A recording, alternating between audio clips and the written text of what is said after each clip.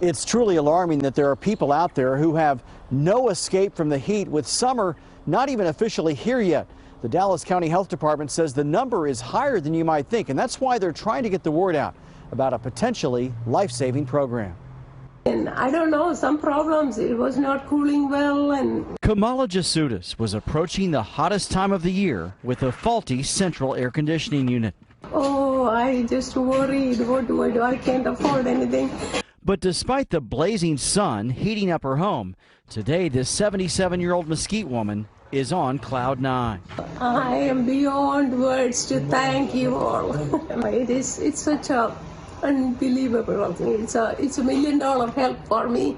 Dallas County delivered and installed a brand new central AC unit worth about $10,000, all for free. So far, we have installed over 70 AC window units, which is great news, but we do have a lot of supply that we want to provide to Dallas County residents.